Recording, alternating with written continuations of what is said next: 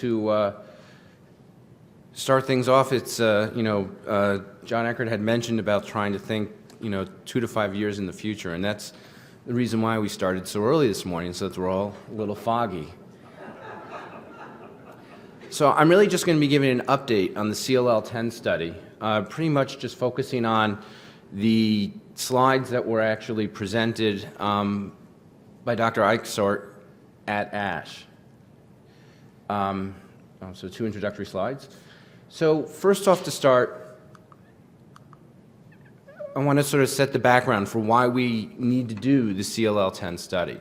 And I think Dr. Coutre alluded to a very important issue earlier, or not so much alluded to, but specifically stated a very important issue earlier, which is that there's a tremendous amount of uptake of bendamustine plus rituximab use in the community, and the question really is whether or not this is really appropriate. I mean, the data we have supporting BR compared to FCR is really just this data here.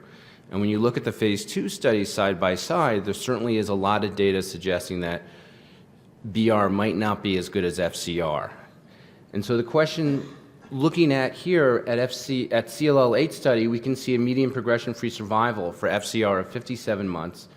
And for the BR study, the CLL-2M study, looking at a median progression-free survival of only 38 months for bendamustine plus Rituxan. So this is a very important question to answer, and hopefully we've accomplished some of that with the CLL-10 study.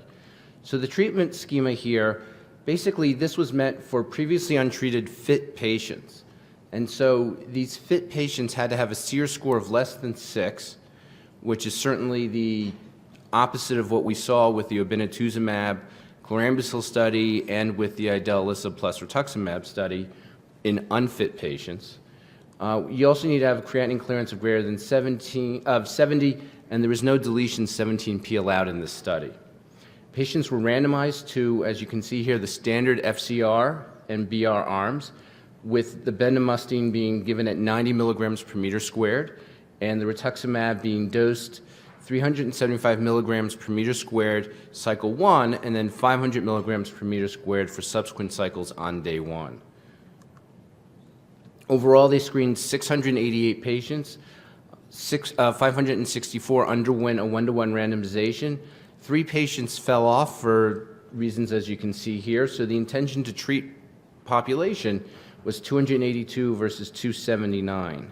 So this was also a very large study with a median observation time of 27.9 months.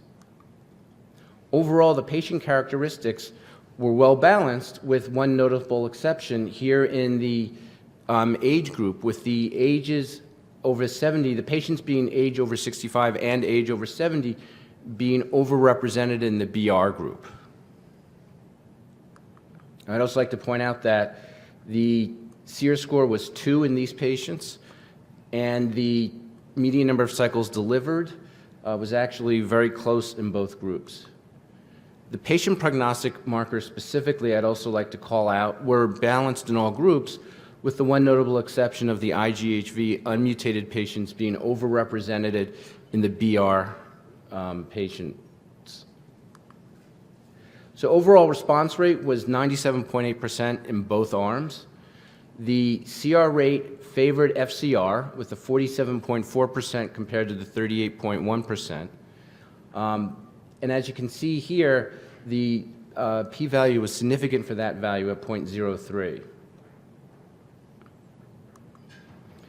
What I also like to focus on here is the MRD obtainment with the 2 different regimens. We have on top in peripheral blood, and in the bottom here, looking at it just in bone marrow. And so attainment of MRD negativity, both in peripheral blood and bone marrow, favored FCR compared to bendamustine plus Rituxan. One of the things that I'm very intrigued by is that these numbers are awfully high compared to what I think most of us experience, and what we've seen with other FCR studies, in particular the CLL-8 study. Looking at median progression-free survival, that also favored FCR, with it not being reached compared to 49.9 months.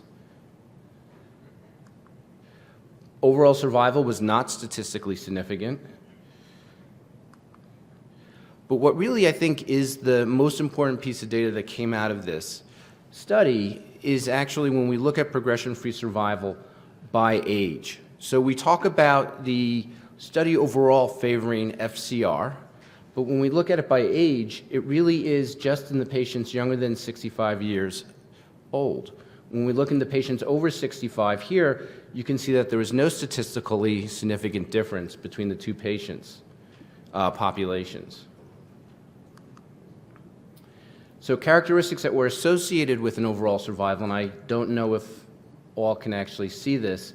So progression-free survival, we see treatment arm, and then deletion 11q. I think that this is obviously something very important because we have very good data from the CLL4 study showing that the patients who have gotten FC did very, very nicely if they had an 11q deletion. And so I think that's a very important item to keep in mind when we are choosing therapies for our patients. Adverse events also were increased in the FCR arm, and you can see here the different adverse events listed. What I want to just call attention to is that there was a statistically significant increased risk of infection, and fortunately treatment-related mortality was low in both arms and not statistically different. Looking at infections, you can see here the risk of infections based upon cycle of therapy, and this is sort of hard to follow, but here we have the FCR infection rate and the BR infection rate. So in early cycles, there's a non-statistically significant difference of an increase in infections with the BR arm. Here, of course, are the grade 3 to 5 infection rates, and you can see here that FCR is slightly higher as well, but none of this is statistically significant. Same thing for cycle 4 to 6, with now FCR infections being slightly more common. When we look at time from initial response to final restaging and time from final restaging to follow-up number 3, we actually do see, and so these are the point values very far out, we do see an increase in infections in the patients who received FCR. And you can see that these are statistically significant, and it includes grades 3 to 5 infections. So I think that is a very important component to keep in mind. So in conclusion, the interim analysis shows a higher efficacy of FCR with regards to CR rate, MRD negativity, and progression-free survival. The distribution of the IGHV unmutated patients into the BR arm does sort of present a little bit of a question here, but overall I think probably doesn't change the conclusions. FCR rates of AEs in the FCR arms were much higher. And of course, I think with what we saw with the infections long-term, anti-infective prophylaxis strategies really need to be rethought about.